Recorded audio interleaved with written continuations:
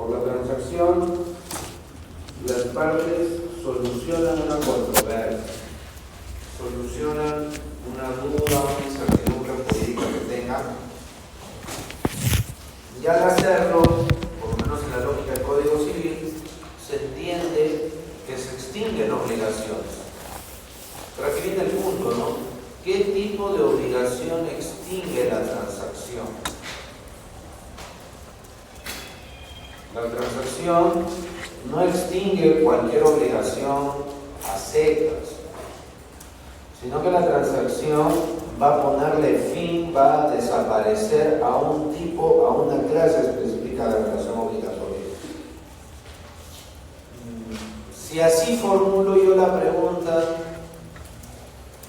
¿alguien podría contestarme? Adelante. Sí, la transacción se da más que todo, bueno, únicamente a las obligaciones con prestaciones recíprocas, en que ambas partes se deben una obligación y básicamente cada una como que da una parte de dicha obligación o, bueno, básicamente, claro, deciden evitar el pleito de litigio, ¿no? Haciendo unas prestaciones recíprocas, porque ambas partes se deben como por una prestación. Tibio, tibio. ¿Alguien más quiere? ¿Perdona? Puede ser una reparación civil o una obligación de indemnizar, puede ser materia de la transacción. A ver.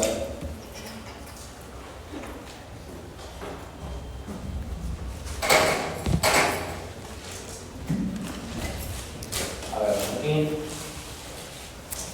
transacción actúa o se refiere a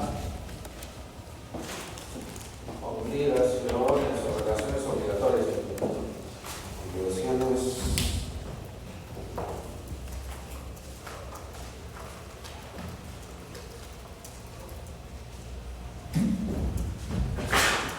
salud litigiosas.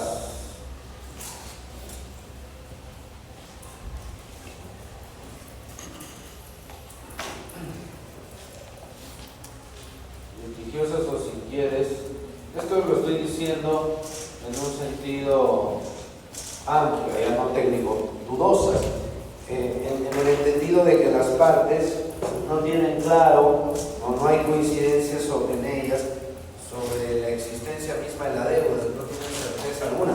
Por eso el Código Civil dice que la transacción se refiere a no solo a una controversia que ya surgió o está por surgir, sino también ponen fin a una cuestión dudosa. Entonces, si las partes tienen claro de qué va la deuda o la obligación, ahí no tiene mucho sentido hablar de transacción, porque se supone que ya no hay litigio, ya no hay conflicto.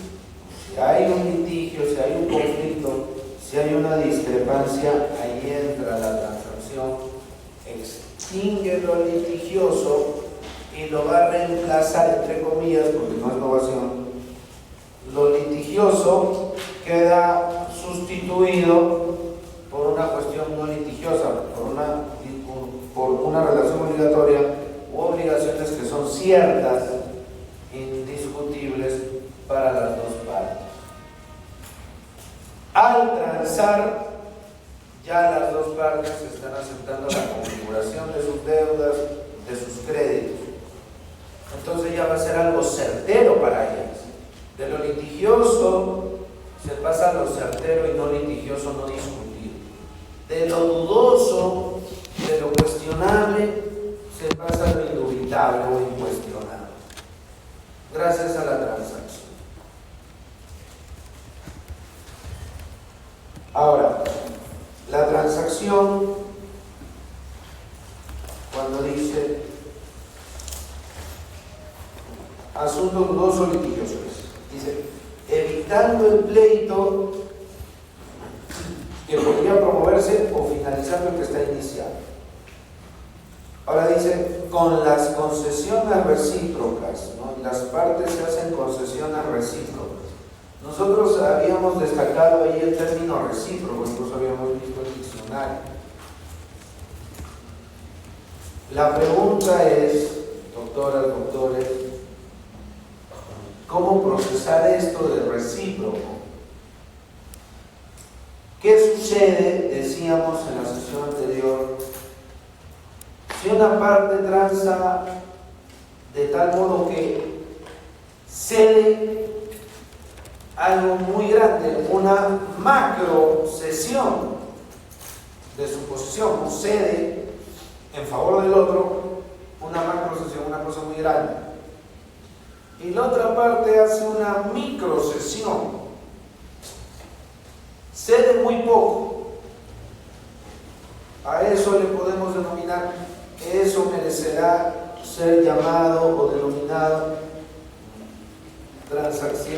concesiones recíprocas. Merecerá esa denominación, merecerá esa terminología, esa nomenclatura, concesión recíproca. Si es que una parte, supongamos, no les decía, yo digo, ustedes me deben 100, y ustedes dicen, no, doctor, le debemos 50. Hay un litigio ahí. Yo sostengo que me deben 100, y ustedes dicen, no, que 50. Hacemos una transacción. ¿En qué acordamos? Yo voy a ceder 10 céntimos. Me deben 99.90.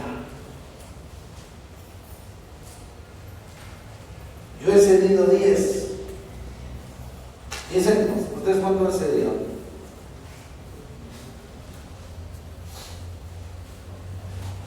Que no saben sumar. 99.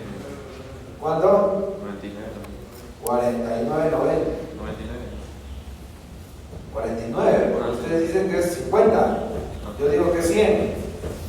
Si quedamos en 99.90, yo cedo 10 céntimos y ustedes ceden 49 lucas con 90. Ya, pregunta, ¿eso merecería el adjetivo de recíproco? Ahí está medio complicado, ¿no? No tiene que ser exactamente la mitad, pero tendría que haber un mínimo de armonía entre las concesiones de las partes. Cuando ustedes vieron el diccionario, la idea de recíproco trae a colación la idea de proporcionalidad, incluso de equidad, equitativo. Entonces, si yo digo ya, yo cedo 10 céntimos, usted 49.90, realmente allí no hay concesiones equitativas. Yo hago una micro, ya no digo micro, una nano concesión. Y ustedes ya no hacen una macro concesión, hacen una mega concesión. Entonces, una mega concesión versus una nano concesión, eso merece apropiadamente el adjetivo de recíproco. Esa es una transacción, no sé cómo podrían, como dicen como lo están difundiendo los mexicanos, ¿no? Migajero, ¿no? Muy poco a cambio de demasiado. Da un montón, recibe una migaja. Entonces, eso no es un trato justo. En el caso de Yanacocha, del primer pleno casatorio civil, ustedes recordarán que hay un esfuerzo del pleno en decir, oye, no hay un baremo, no hay una medida de las concesiones recíprocas, así que en la transacción el juez no se va a poner a medir, a cuantificar, a mirar cuánto ha concedido cada parte. No se exige proporcionalidad, dice el Pleno. Es más, la figura de la lesión por desproporción no aplica en la transacción. Entonces el juez, simplemente el juez tiene que constatar, ¿hay concesiones o no? Sí, ya punto. La medida de las condiciones legales, de las concesiones, legalmente no serían observables por el juez. Pero eso resulta bastante discutible si tratamos de darle un sentido al término concesión, recíproco. Porque no dice mutuas concesiones o haciéndose concesiones a secas. No dice eso. El Código Civil tranquilamente pudo haber dicho haciéndose concesiones entre sí, fin. Pero no dice eso. El primer pleno casatorio quiere darnos una lectura como si el Código dijera simplemente haciéndose concesiones, listo.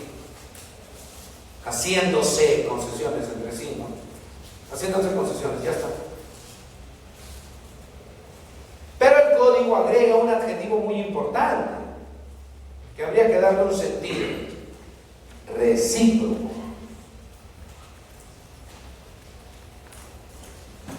Entonces, en el caso de Yanacocha, se da una situación como el ejemplo que hemos puesto entre ustedes y yo.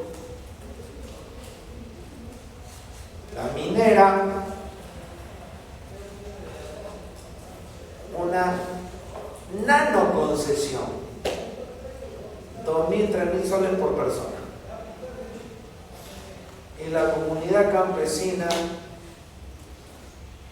ya no digo macro, omega, ya como una astronómica concesión. Porque lo que se había cuantificado era que a cada comunero se le tendría que haber dado cerca de $1 millón por lo menos. ¿Cuánto se le terminó dando? 3 luquitas. 3.000 soles. O sea, eso no es recíproco. Si eso es recíproco, también es recíproco que yo te lo deje en 99.90.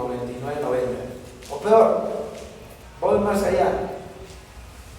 Porque ustedes saben que existió, creo que no estoy seguro si ya salió de circulación. Ustedes saben que existió la monedita de un sol, de 1 céntimo. ¿La conocieron o no? O sea, era 1 céntimo, 10, 1 sol. Bueno, 50 céntimos, 20 céntimos también. Entonces imagínate que tu concesión no sea 10 céntimos. O mi concesión, perdona. Ya mi concesión no va a ser 1 sol. No va a ser 50, no va a ser 20, no va a ser 10 céntimos. Va a ser 1 céntimo. Y tú vas a conceder todo. 49.99 sería tu concesión prácticamente. Es demasiado. Excesivo. Sí, doctor. Sí, profesor, como usted dijo, tiene una gran relevancia el hecho de que no debe basarse tanto en una concesión mínima, entre donde una persona dé el 49% y un 1%. Entonces, ¿qué peso tendría el acuerdo entre las partes, o sea, la aceptación de los dos?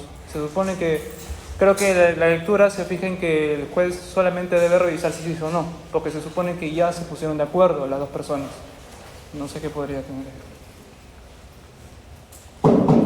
Gracias, doctor.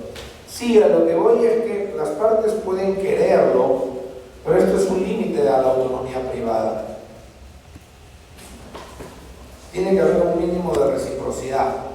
Ahora, claro, eso ya va a depender del criterio del juez, pero una cosa tan grosera de que unos ciudadanos sufren daños y merecen 3 puntos y no sé cuántos millones, le dan 3.000 soles.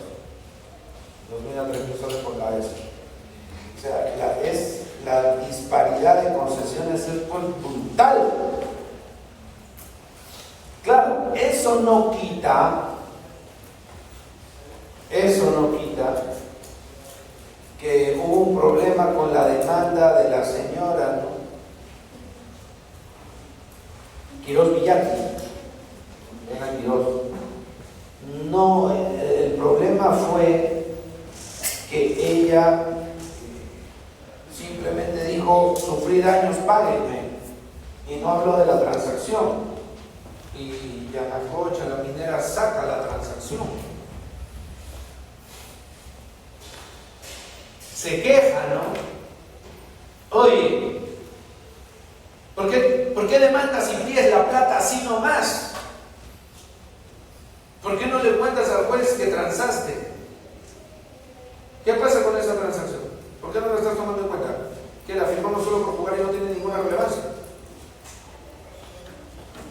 De hecho, en el pleno casatorio a Giovanna le llaman la atención y prácticamente le dicen que ha litigado de mala fe, porque pidió el dinero sin informar, sin decir nada de la transacción. ¿Qué habrá pensado? Fácil, se le ha perdido la transacción. ¿Qué se le va a perder a la transacción? Es una llave para ahorrarse millones. La vida se le va a perder la transacción.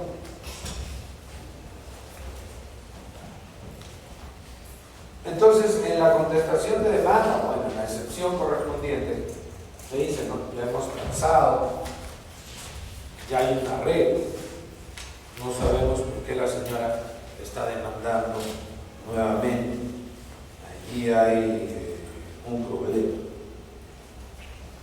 Entonces, lo que debió haber hecho la defensa de Giovanna es demandar, sin perjuicio de este asunto, de la nulidad por falta de reciprocidad, que ese es un tema. Pero también está el otro tema de si los comuneros fueron realmente conscientes,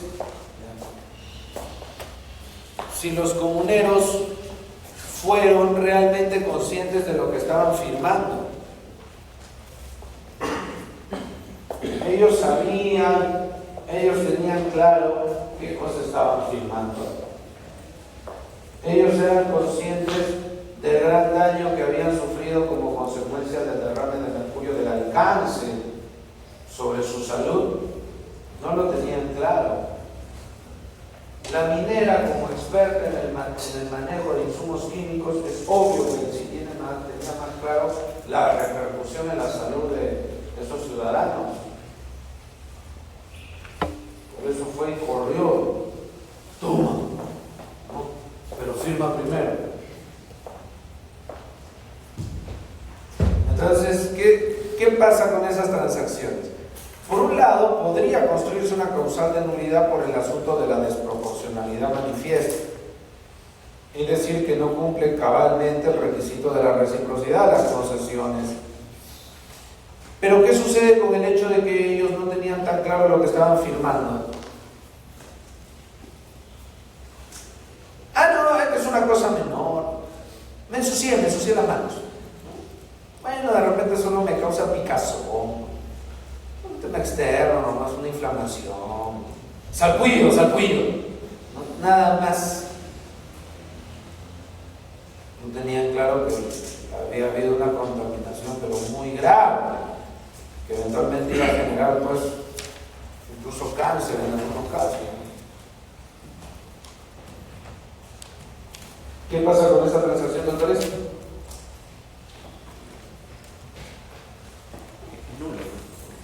Nula, por causal. Nulidad tácita. Eso sería por la falta de reciprocidad. Pero que estoy poniendo en evidencia o preguntándoles por otra situación en esa transacción. Es el hecho de que no tenían clara la dimensión del daño que estaban, o que habían sufrido por error. ¿Ya? ¿Error habrá sido?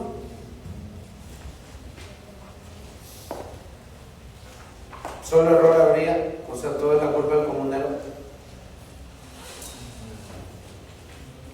Podría también haber habido, ¿qué cosa? Dolo omisivo, sobre todo. ¿Qué genera eso? Anulabilidad. Entonces, allí se le pasó a la señora Giovanna. Claro, la señora Giovanna al final dice, en el proceso, Corte Suprema, se me estaba pasando un detalle. La transacción es nula, nulidad manifiesta de la transacción. ¿Entiende la asistencia, perdón?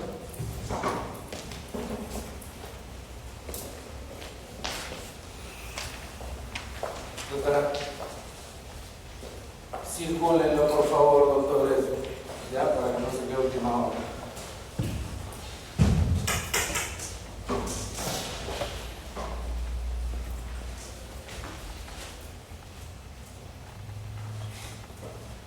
Ya, gracias. Prosigo. Entonces, decía, allí hay un tema de anulabilidad. Ahora, una preguntita. ¿Un acto o negocio jurídico puede tener vicios de nulidad, anulabilidad e ineficacia al mismo tiempo o no?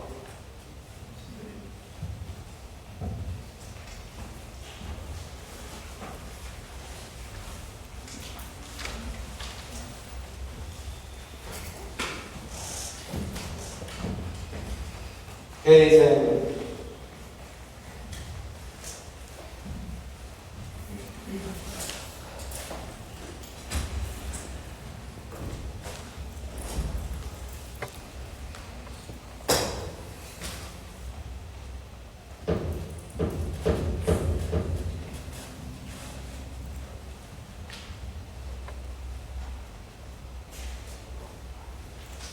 Oigan, ¿sí o no? A ver, aquí hay dos puntos distintos, ¿no?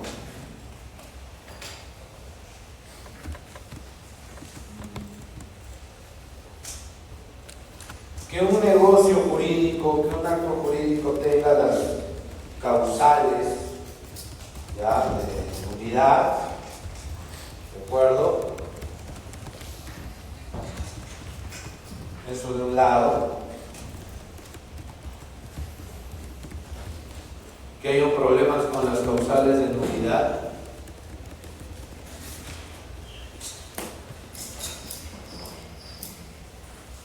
Y que tenga pues causales de nulidad, anulabilidad, hasta la ineficacia. ¿Esas causales pueden concurrir? Sí. Ya, pregunta, ¿un negocio jurídico, un acto jurídico puede ser nulo, anulable e ineficaz al mismo tiempo?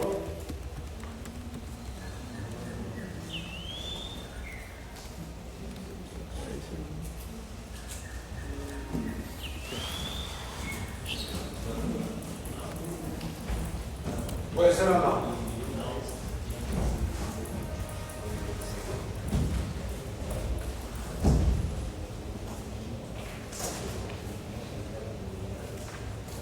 ¿Nada?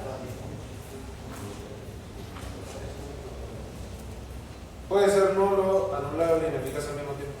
Yo creo que no, porque al ser nulo el acto se extinguiría y en ese caso porque sobrescribe la anulabilidad o la ineficacia y no se considera. Muy bien. Exactamente, doctor. Por favor, Edgar.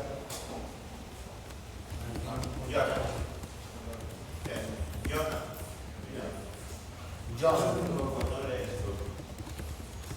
Un par. Claro, si el negocio es nulo, ya está muerto, ¿no? Ya que hay ineficacia, peor anulabilidad, pues recuerda que el anulable produce efecto. Y el ineficaz se puede ratificar, pero ¿cómo vas a ratificar algo que está muerto? No puede ser. Entonces, profe, ¿y el anulable ineficaz puede ser? A ver ahí. Doctora.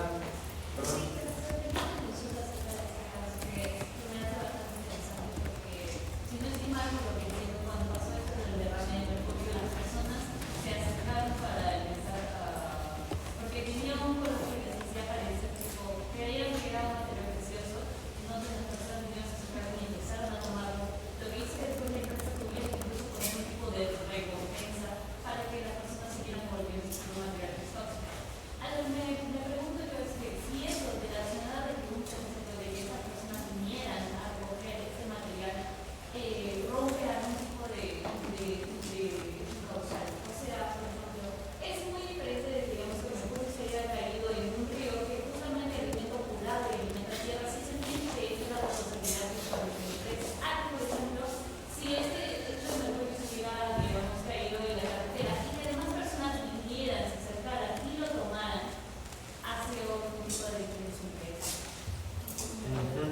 muy bien, doctora. Interesante pregunta. Claro, es un razonamiento que está bien.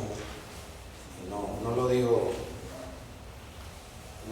de broma o con sarcasmo, con sarcasmo. Pero es un razonamiento pro Yanacocha, pro Mina. ¿No está bien? Está bien. Pero hay un detallito ahí, ¿no? En efecto, es lo que se dice, el propio Pleno lo narra, ¿no?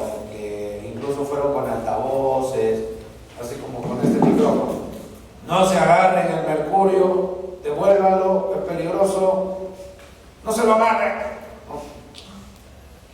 Pero hay un detalle, o dos.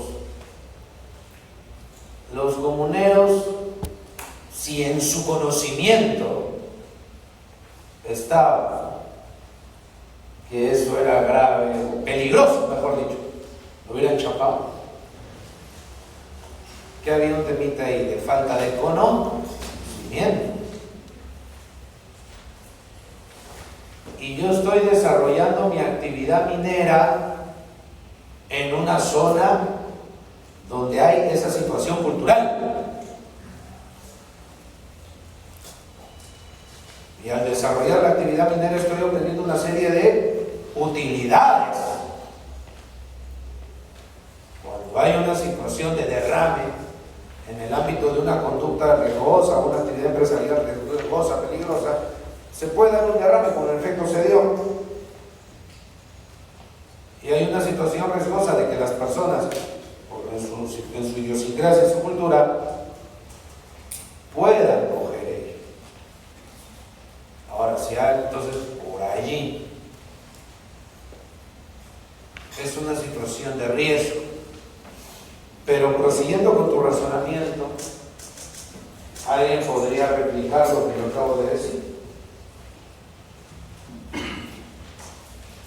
Doctor, ok. Pero si era claro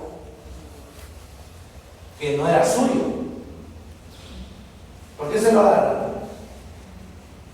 Porque no tengo que ser un ingeniero químico para darme cuenta que no debo agarrarme lo que no es mío. Ya. Pero ahí, doctora, tendríamos que ponernos a diferenciar quién lo cogió por querer llevárselo con un ánimo de lucro y quién lo cogió con el ánimo de limpiar su zona. No todos los afectados han actuado bajo el mismo idéntico interés. Medio complicado. Y ponernos a diferenciar un caso de otro, ahora solo para cerrar de mi lado por el momento. Consciente de esa situación es que la minera se acerca casa por casa a ofrecer el dinero, porque precisamente era una situación de riesgo. Y por un tema que ya vamos a empezar a ver, que es responsabilidad civil, si es un riesgo asociado a mi actividad, tengo que pagar pato. No porque yo haya sido negligente, sino que es una situación riesgosa, sobre todo en un contexto comunal, donde las personas no conocen de la situación del manejo de los insumos químicos.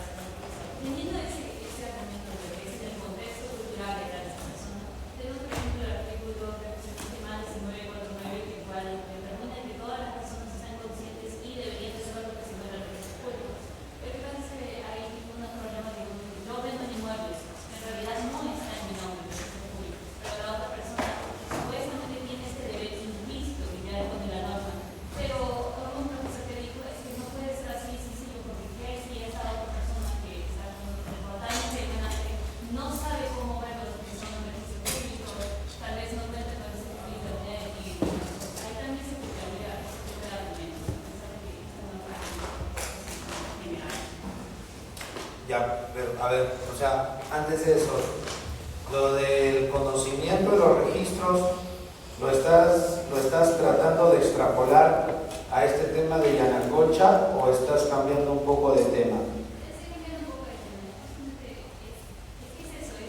¿Sobre la diligencia? No, solamente me refiero, como usted lo explicó, que es un contexto Ah, sí, el tema de los registros lo podemos, digamos, condicionar a un tema cultural. Bueno, ya el Tribunal Constitucional ha emitido algunas decisiones, hay que tratar de recordar y se las alcanzo. Hay un par por ahí, que el Tribunal Constitucional ha dicho que la presunción de conocimiento del registro público del 2012 no aplica de forma totalmente absoluta, sino que hay que relativizar un poco. De tal manera que, en buena cuenta, no es que todos los ciudadanos tengan todo el conocimiento de los registros, pero sí se esperaría que si usted tiene un interés en el predio X, usted conozca la situación registral del predio X. No el predio mío, porque usted no tiene ningún asunto con algún predio mío. No el predio de Edgar, por lo tanto no es un tema tuyo. Pero si tú, por X y razón, estás implicado o interesado en el predio X, ahí sí se esperaría que tengas un interés de chequear su situación, ¿no? Sí, yo tenía un interés en el predio, pero no me interesaba. Y ahora, el acceso a registros, en cada ciudad hay una oficina mínimamente. No necesariamente se tendría que acceder, contar con internet, pero también hay que tener en cuenta que si yo tengo, doctora, yo tengo un derecho sobre un predio de cierto valor, es un poquito difícil decir tengo tales predios cuando tengo un celular con internet. Un poquito complicado, ¿no? No niego que puede haber un tema cultural en algunos casos, ya es lo que estoy diciendo, en algunos temas muy específicos, en algunos casos de algún ciudadano muy específico, pero recordemos, como decía von Hippel, las normas se hacen según la situación general, pero no situaciones excepcionales.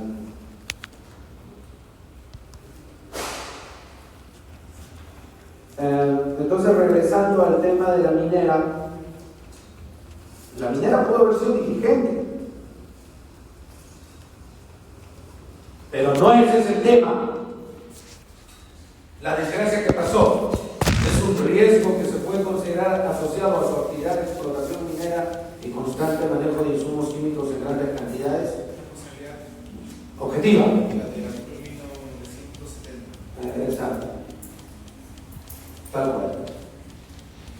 Por favor, a la doctora antes que me reclame. No un parcito. Ustedes saben que acá es como ¿perdona? Ya. Aquí es como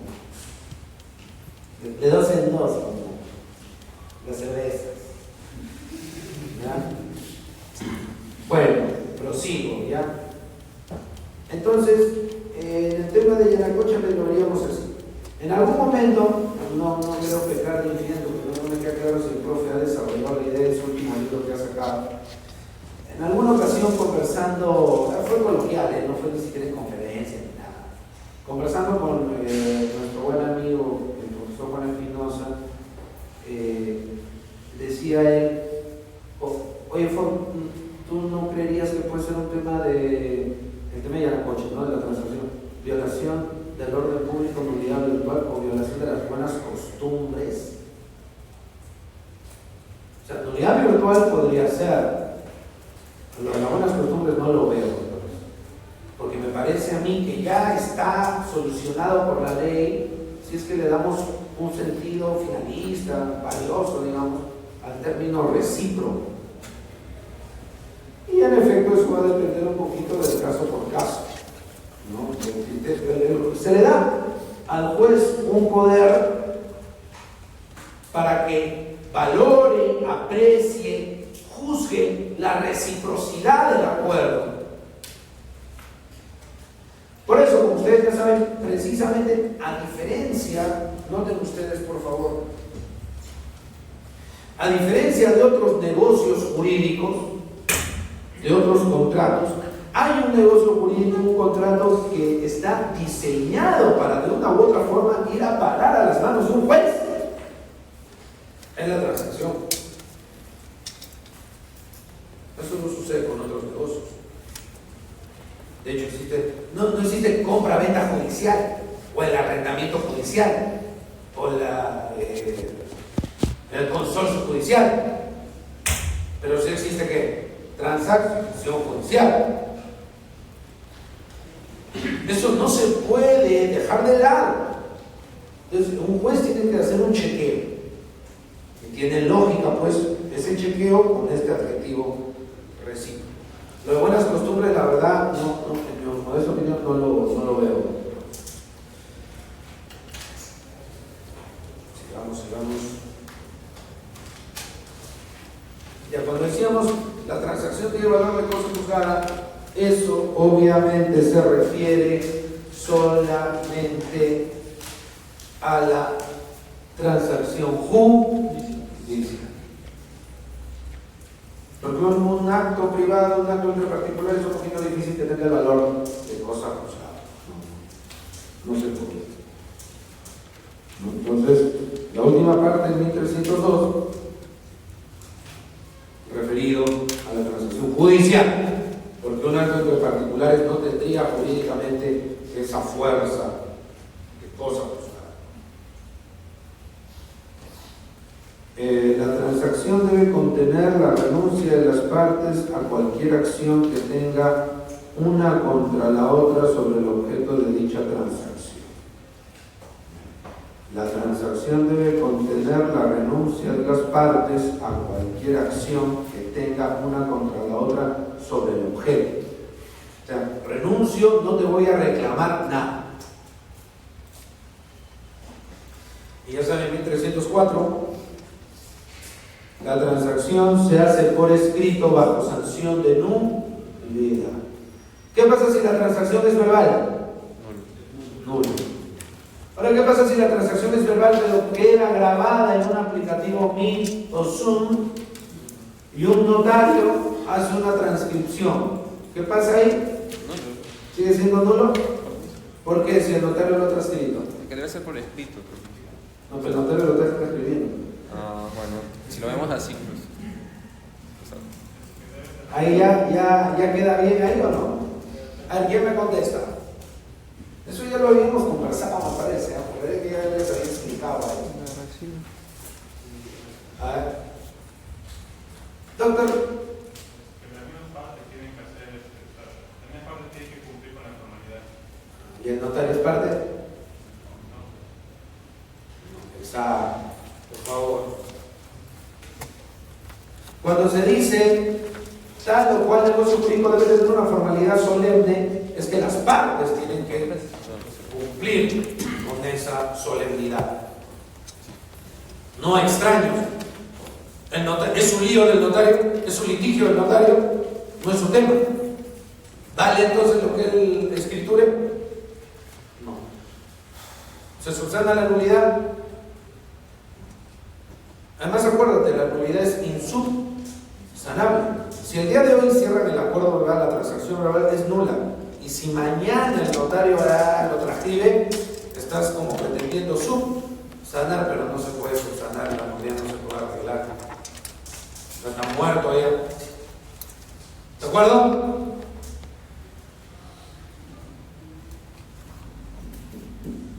(1305) Solo los derechos patrimoniales pueden ser objeto de transacción.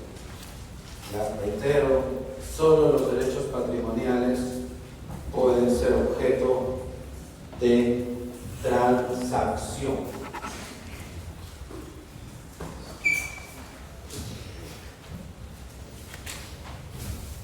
Claro, yo no puedo transar sobre derechos que no tienen valor económico. Como contrato, que es 1351 del Código Civil, definición de contrato, la transacción tiene un soporte, tiene un valor, ¿qué cosa? De tipo económico, pecuniario, de un valor de mercado. Buenos días.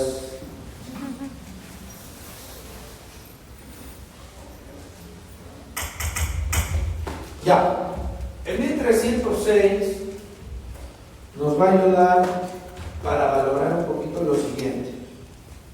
Les decía, ¿no? Ahí se me había perdido un poquito la ligación. La señora Giovanna Quirós, en su proceso cuando estaba reclamando la indemnización por daños y perjuicios, y Yanacocha le puso la excepción de conclusión del proceso por transacción. Oye, Giovanna, este proceso ya no tiene sentido porque tú y yo ya transamos sobre ese tema. Y como dice el Código Civil, tú ya renunciaste a hacerme reclamo sobre el asunto. Entonces, ¿por qué me fastidias? Entonces, ¿qué dijo Giovanna? Señores jueces supremos, nulidad manifiesta. Porque esta transacción afecta mi salud, mi integridad física. Es evidente que la transacción que se ha celebrado poco o nada, más bien perjudica, me expone frente a los daños que yo he sufrido. Avalar esa transacción implica dejarme de forma patente, sin protección a mis derechos fundamentales. Y no se puede. Yo puedo renunciar a mi salud, puedo renunciar a mi integridad física. ¿Son derechos renunciables? Entonces ahí habría un problema, decía la señora Giovanna. Esa transacción implicaría una afectación a la integridad física, a la salud. Son derechos irrenunciables, la transacción no puede versar sobre derechos irrenunciables, nula de manera manifiesta. Apliquen el 220 del Código Civil. ¿Ya qué pasó ahí? A ver, ¿recuerdan sus clases de acto? ¿Perdona? Ya. ¿Y qué pasó con Giovanna? ¿Y qué dijo el primer pleno sobre la nulidad de oficio? Primero, no digo el momento. ¿Qué pasó con ese argumento de Giovanna? ¿Qué dijo la Suprema? Que la transacción no tenía que ver con la salud de la persona, sino con la indemnización de sus... Muy bien. Por favor, aquí el doctor también. Juan. Claro. En primer término, la Suprema le dijo a Giovanna, ahorita no vas a reclamar muy tarde. Tú debiste haber alegado ese asunto abajo. Cuando el 220 del Código Civil dice que el juez declara de oficio la nulidad, se refiere a un asunto que se tiene que discutir en las instancias de mérito, que se tiene que discutir en la Corte Superior, en primera y segunda instancia, que es Suprema ya no. ¿Tú has alegado eso antes? ¿Has alegado eso antes? No, entonces ya pues no molestes. Pero, como ha dicho el doctor, lo ha recordado bien, pero en el supuesto que tú quisieras reclamar, no hay nulidad. Porque la transacción versa sobre un derecho económico, que es la indemnización. La transacción no es que tú estés renunciando y que Yanacocha te puede maltratar. La transacción se refiere a una indemnización, a un crédito indemnizatorio. Y ahí entra el 1306. El crédito indemnizatorio puede tratar sobre cualquier tipo de daño, sobre cualquier tipo de lesión. Igual se puede transar, sin problema. Por ejemplo, si una persona sufre un intento de homicidio, un intento de asesinato,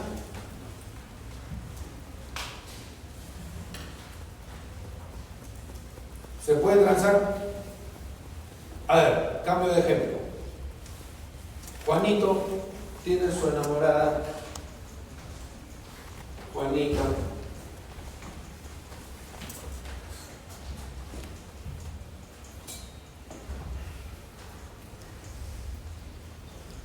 Y Juanita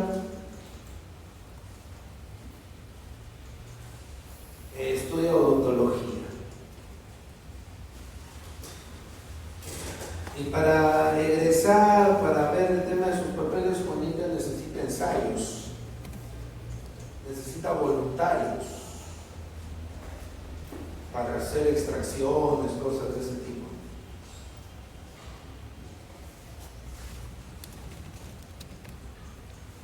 Entonces Juanita le va a intentar hacer una extracción a su enamorado.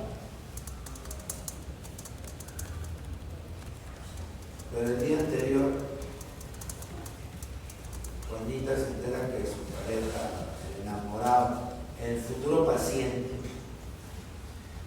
le fue infiel. Que Juanito no pudo resistir un remember con su ex, Débora Bárbara. Entonces, Juanita está rayada para el día siguiente, para no ser larga, le hace una herida con parte del maxilar expuesto.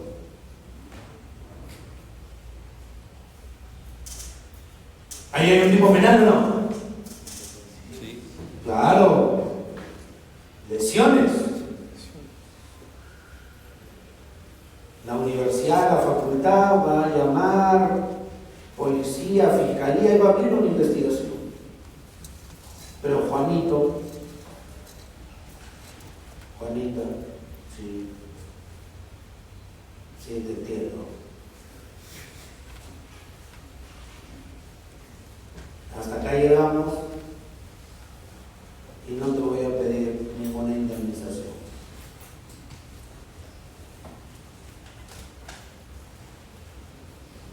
O en todo caso, solo cúbreme algo mínimo. La cosida y qué sé yo.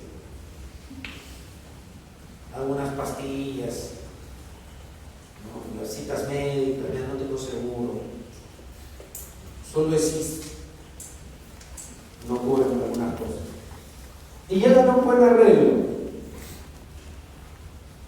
Juanita dice, no, yo solo te quise hacer una heridita en la lengua.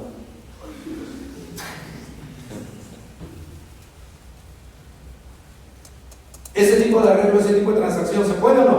¿O no se puede porque es un delito? ¿Qué dice el 1306? Se puede. ¿Se puede o no? Sí. Entonces cuando se dice, uy, hay nulidad porque era la vida y la salud de las personas. Pero es que la transacción versa sobre un crédito indemnizatorio e incluso, como dice el 1306, el crédito indemnizatorio podría derivar hasta de un asesinato. Y a nadie se le va a ocurrir, uy, han transado sobre la vida.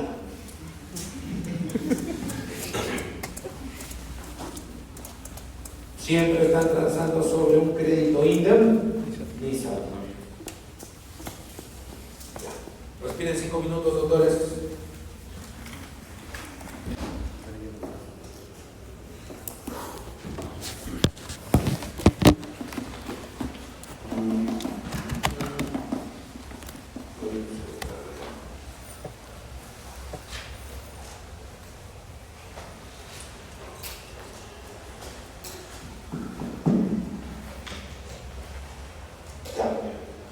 Entonces, doctores, con el 1306 ya queda claro pues que nadie va a decir que sobre los bienes jurídicos que protege el derecho penal cabe libre de imposición. Simplemente hay que diferenciar que en el caso de la responsabilidad civil, la reparación civil, estamos hablando de un crédito y el crédito pues es totalmente patrimonial, entonces recontra disponible. Profesor, disculpe, ese ejemplo que había dado, ¿se puede ahí hablar de reciprocidad? Ya, en el ejemplo, si dice condonar, se dice, ¿sabes qué? Yo te perdono la deuda, te condono. Entonces, valdría. Ahora, si él dice, mira, cúbreme los gastos básicos, no me pagues daño moral, por ejemplo, ahí ya tendría algún sentido, pienso yo, ¿no? A ojo de buen cubero, una herida de ese tipo, con maxilar expuesto, tratamiento, todo demás, de repente pues una cosa 50.000 soles.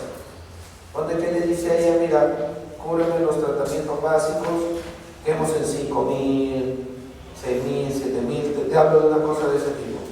Me parece que ahí estamos en un rango mínimo de reciprocidad. Y sobre todo, por el hecho de que él lo hace de forma libre, ahí no habría un tema de invalidez por vicio de voluntad, a diferencia de la coche. Ahí sí él lo hace con plena voluntad.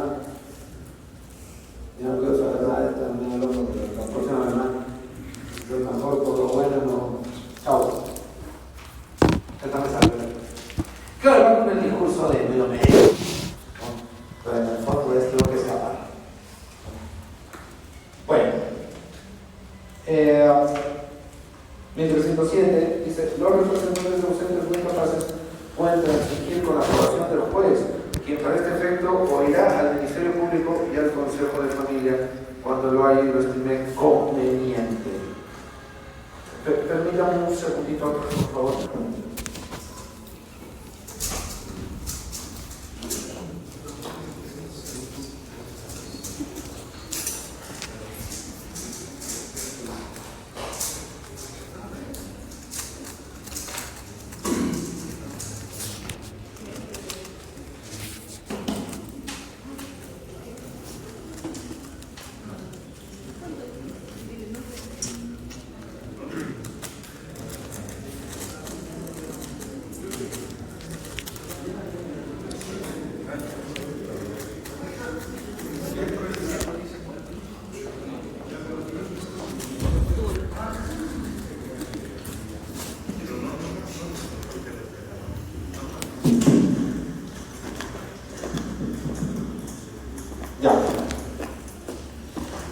Dice, para este efecto irá al Ministerio Público y al Consejo de Familia. ¿Se puede transigir por un menor de edad? Sí, pero con la autorización del juez.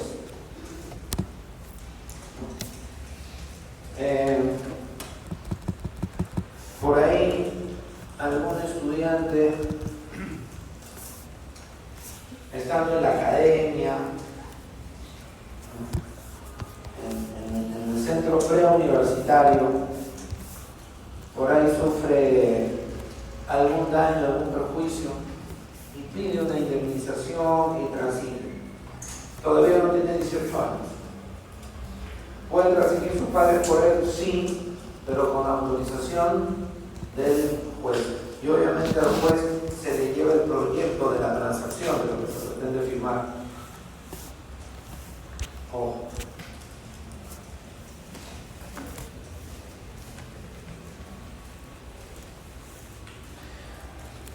dice, si la obligación dudosa o litigiosa fuera nula.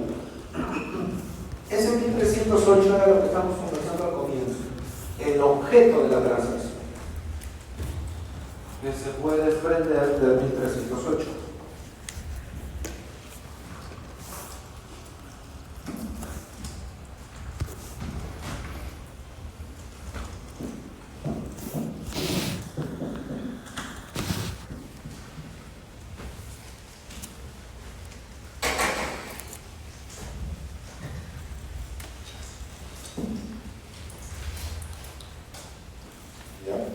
Si la obligación dudosa o litigiosa fuera nula, la transacción adolecerá de nulidad.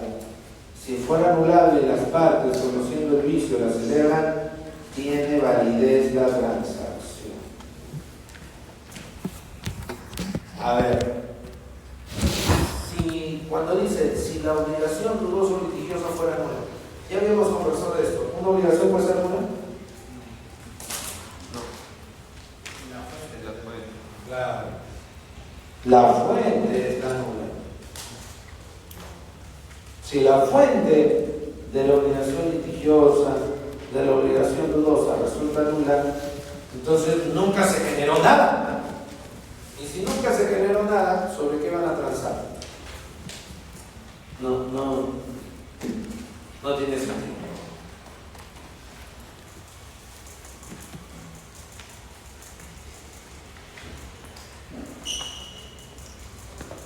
Dice, si fuera anulable y las partes, conociendo el vicio, la celebran, tiene validez la transacción. ¿Allí qué cosa habría en el fondo? También. Saben que las fuentes son anulables. Pese a eso, siguen adelante. Una confirmación. Muy bien. ¿De qué tipo? Tácita. Una confirmación tácita.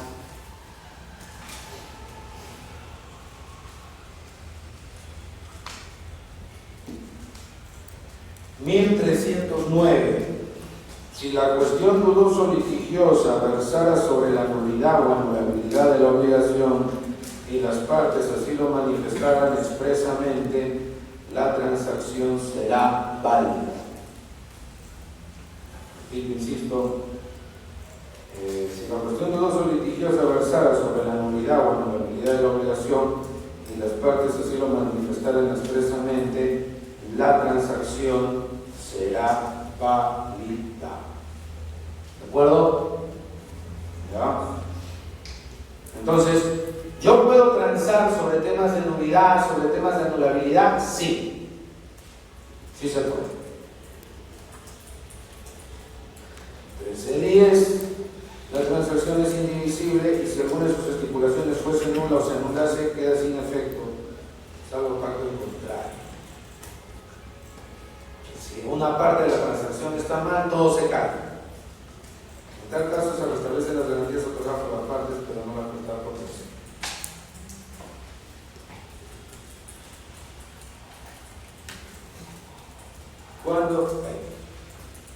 Cuando las partes se sirven de la suerte para dirimir cuestiones, ello produce los efectos de la transacción y le son aplicables las reglas de este título. Cuando las partes se sirven de la suerte para dirimir cuestiones, ello produce los efectos de la transacción y le son aplicables las reglas de este título. Por sorteo, ¿quién saca la pajita más corta? ¿Se puede hacer eso para solucionar? Sí, a la suerte. Quien gana un blackjack, o más conocido como 21, ese gana. O se lleva tal o cual beneficio. Ya, se puede transar de esa manera.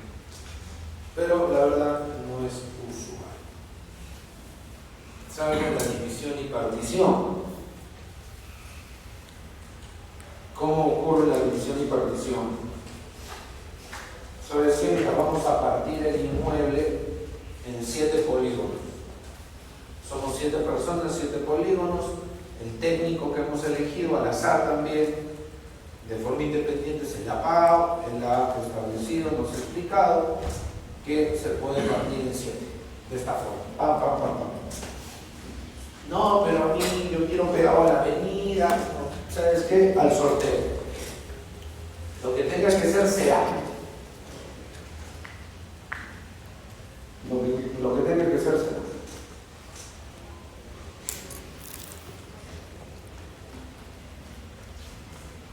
¿Qué tal? ¿Se puede? Sí. Y la verdad es lo más recomendable.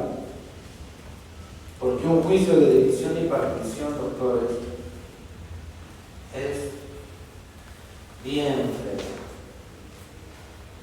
Porque cada copropietario dice, no, esa división está mal, esta otra división, que mira lo que dice mi perito, que mi perita dice esto y aquello, no, que está mal esto, que voy a apelar aquello, no, que varias pericias.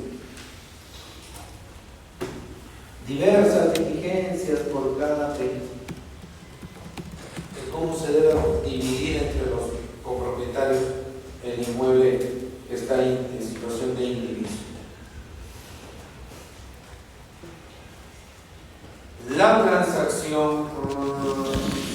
La transacción judicial se ejecuta de la misma manera que la sentencia y la extrajudicial en la vía ejecutiva. La transacción extrajudicial califica como título ejecutivo. ¿De acuerdo? Repito, insisto, la transacción judicial califica como título ejecutivo. Bien, doctores. 13.13, mutuo disenso. El mutuo disenso extingue la relación obligatoria. La relación obligatoria se cae por el mutuo disenso.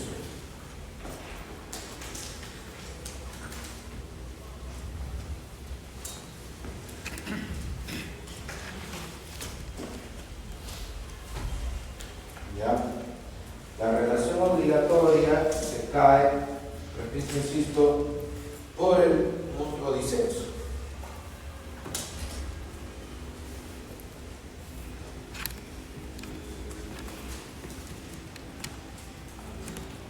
Mutuo acuerdo. Dice, por el mutuo disenso las partes que han celebrado un acto jurídico acuerdan dejarlo sin efecto. Si perjudica el derecho del tercero, se tiene por no efectuado.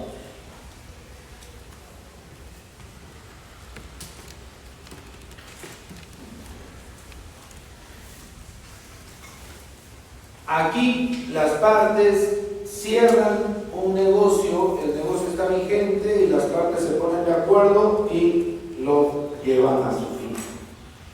Ahora lo interesante aquí es cuál es la forma del mutuo disenso. ¿Ven alguna formalidad?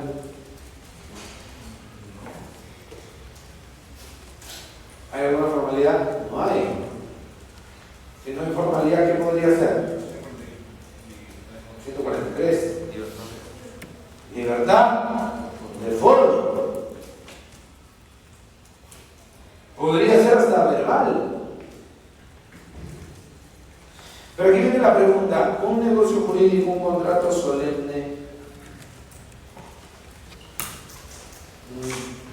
podría verbalmente matarlo? Porque hay una regla, vamos al 4400, vamos un ratito. Tararán, tararán.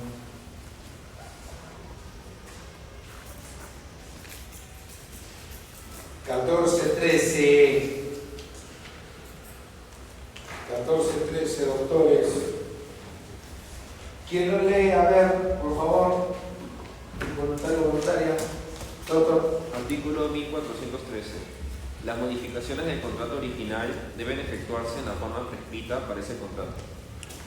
Entonces, si yo tengo un contrato solemne y lo quiero matar, Debe ser bajo la misma forma. pero y el 13.13 que dice que no hay formalidad, ¿a quién me resuelve eso? ¿Hay formalidad o no hay formalidad? Tomando en cuenta las dos reglas que estamos viendo. Depende de qué acto jurídico queremos básicamente dejarlo. Ah, no, pero yo ya estoy diciendo que es un solemne. Ya, sí, sería bajo la misma forma del solemne. Ya, pero y si alguien dice, no, acá tengo mi acuerdo verbal grabado, tengo mi llamada de WhatsApp grabada, tengo toditos los audios de WhatsApp y está detalladito, con claridad y sin duda alguna seriedad en ambas partes de que quieren matar el contrato solemne. Es que el 1413, claro. Y el 13.13, ¿por qué no? Y dicen, por el 13.13 sería suficiente. Y te dicen, ¿por qué el 14.14, no? 1413. Perdón, ¿por qué el 14.13 vale más que el 13.13? Es que el 1313 no especifica, no dice exactamente que si es acto legislante puede hacerse bajo cualquier forma. Como no dice eso, el 1413 como que lo subsume, es una regla más general que se puede aplicar al 1313. Ya, es una regla específica. Sería especialidad. Por especialidad. No entiendo.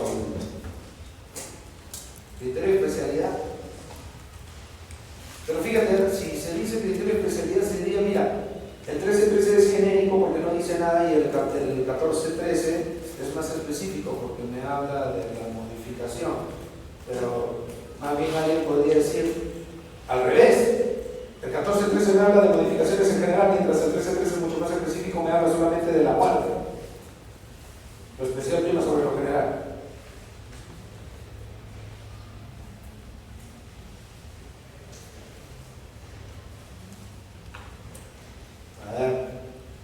A ver, doctor, por favor, apliquen las enseñanzas de sus libros de acto jurídico.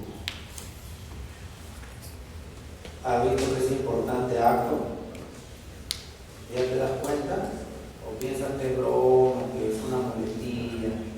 Que el profesor Aníbal, el profesor Juan lo decían por alabar su curso, otro más que habla bien de su curso.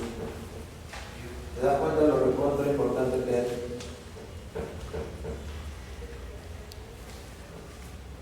A cada rato sin obligaciones, fuente, pura fuente. La fuente por excelencia es un negocio.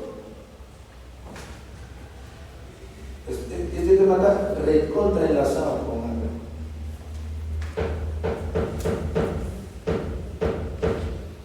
Hay problemitas interpretativos. Y en la práctica el abogado, la abogada tiene que... Claro, como decía el maestro Fernández Cesario, primero tienes que solucionar el caso en tu corazón, con tu moral, con tu ética, con lo que te han enseñado en casa. Después aplicas el derecho para llegar a esa solución. Bueno, es una forma de verlo. Otros dicen, primero lo soluciono en mi facturación, luego ya justifico.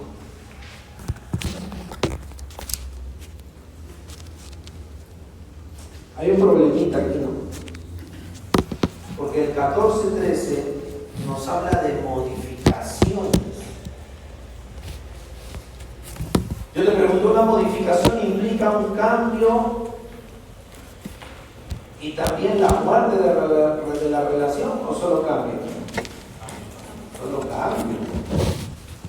¿Y el 13.13 es un cambio o la extinción del vínculo? ¿Estás cambiando o estás desapareciendo?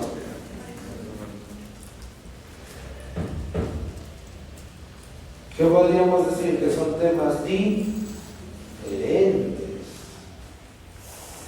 Y si son diferentes, no aplicaría el 14.13 para algún tema formal.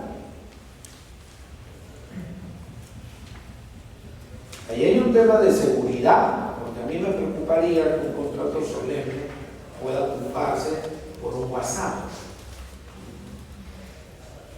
El sistema no es muy coherente, pero bueno, como diría Richard Posner, al ser hecho por seres humanos puede tener sus incoherencias.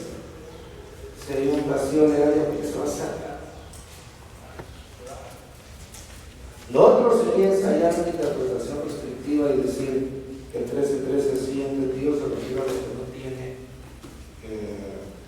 formalidad, y darle una interpretación extensiva del 14.13. Ok, ahí dice modificación, pero extinguir también es una forma de modificar, porque más que bien se están cambiando las cosas. Sería una posibilidad. Ahora, si uno quiere ser riguroso, el mutuo disenso no es un contrato modificatorio. No estoy modificando nada, estoy desapareciendo todo.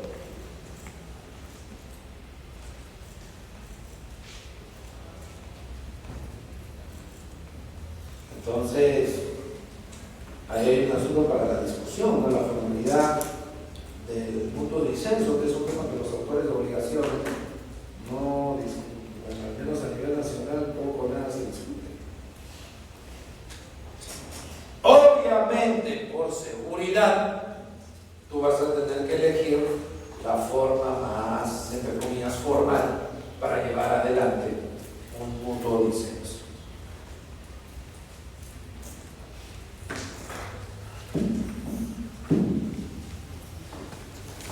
Luego vendría, doctores, el tema de responsabilidad contractual. contractual y la ejecución de obligaciones, yo les voy a pedir que eso lo dejemos para el final. Y nos vamos un rato para empezar un tema bien importante, bien importante, muy frecuente, muy común, que tiene nombre de fruta.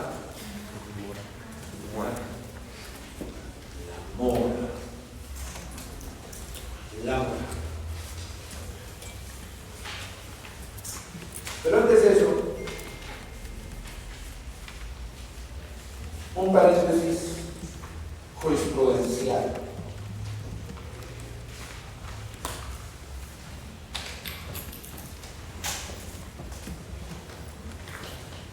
Voy a pasar ahorita, un segundito.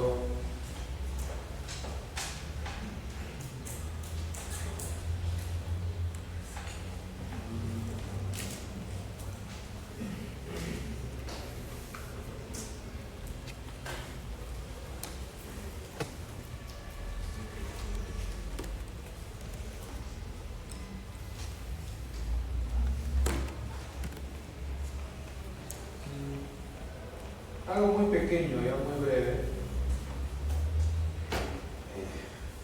que digamos me percaté o advertí saliendo o preparando la sesión de un diplomado. La casación 483-2021.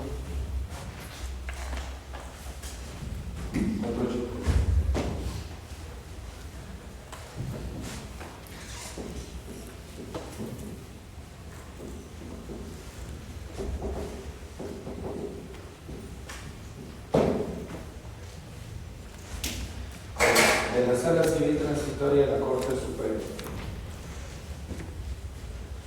Hay un temita que, bueno, con lo que estamos viendo real y seguro un rato lo vamos a volver a comentar, pero con los demás compañeros seguro también lo han visto. El desalojo por precario, recuerdo pleno casatorio y específicamente el problema del desalojo entre familiares.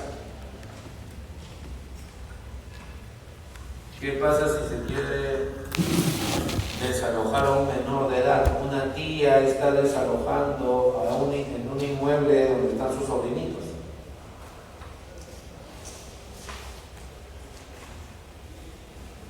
¿Qué pasa ahí?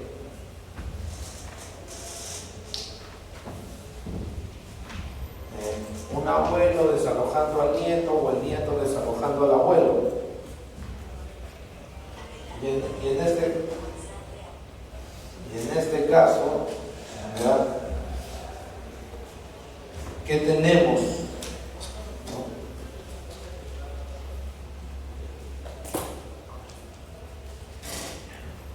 Para sintetizar, un señor se casa por patrimonios separados. Tiempito después de casarse, se compra un terreno. ¿Cómo es patrimonio separado? ¿De quién es el terreno? ¿Solo de quién? Del esposo. Pero durante el matrimonio se construye en el inmueble. Se levantan varios pisos, 2, 3 pisos. Es el hogar familiar.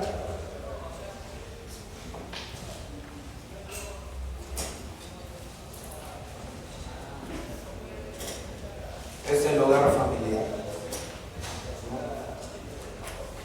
Entonces,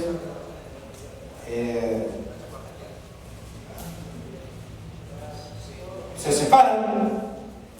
Hay un problemita ahí. Él se va del inmueble y se queda ella con los pequeños.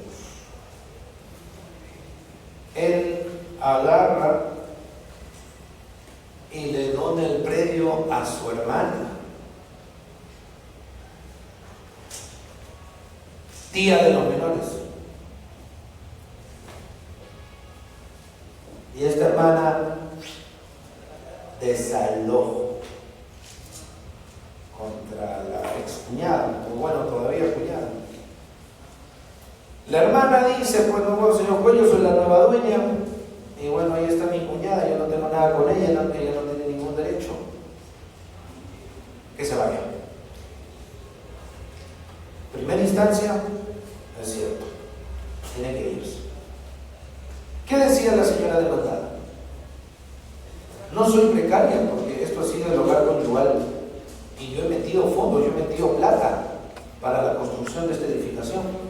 Ok, es cierto, patrimonios separados, el predio, pero aquí yo puedo demostrar que yo mismo he puesto de mi propio peculio para construir. He contratado al arquitecto. Acá está el contrato, ¿no? Pero pues no pasa nada con argumento. ¿Por qué? A ver. ¿Por qué no pasa nada con...? El contrato, bueno, al acto que se refiere a cuatro las autoridades, se trató un contrato, una cosa justificante para que ella siga en el inmueble, para que no sea considerada como precaria como tal. Pero el hecho de haber desembolsado para construir ahí... Bueno, pero no era sin inmueble como tal. Ah, y ella dice, no es mi terreno, pero sí es mi construcción, dice. Pero pues, todo lo que está por encima del terreno de las personas es suya como tal. Ella no estaba en la obligación, pero lo hizo. ¿A quién le mandó a hacerlo? Un poco mal, ¿verdad? ¿Quién se lo pidió? Ya, doctor, tibio. Como dice el cuarto pleno, el tema de los derechos sobre edificaciones no se discute en el desalojo. No se discute ahí. Por eso el juez de primera instancia, señora Suabia, chao, apela y la sentencia de segunda instancia sale en pleno COVID, primera ola, 2020. ¿Quién va a querer desalojar ahí por lo menos? ¿Y qué dice la sala? No, si tiene un título porque es el hogar familiar y ella pues tiene un derecho ahí. La Corte Suprema declara infundado el recurso de casación y confirma ese criterio de la solidaridad familiar. Pero ¿qué solidaridad familiar puede haber ahí? La relación está recontra rota. ¿Qué se va a curar ahí? Hay un pleno jurisdiccional nacional del 2019 que resuelve bien el problema del desalojo entre familiares y dice que hay que tener en cuenta las leyes especiales y en el caso de los niños tener en cuenta el alcance de la obligación alimentaria según el Código de los Niños y Adolescentes. Cuando los padres no están cubriendo los alimentos, pueden o tienen que hacerse cargo de ello eventualmente los tíos o abuelos.